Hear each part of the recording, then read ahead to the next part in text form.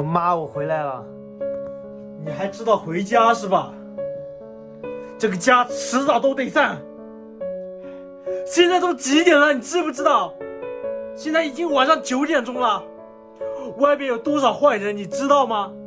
万一你出了个闪失，我和你爸这辈子都要完了。妈养你俩这么大不容易，给我跪下！妈，儿子知道错了。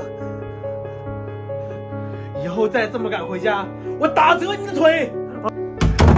哎呀，爸，我回来了。这么晚才回来，干啥去了？是不是？啊，那个去了。哎呀，泡小妞去了呀。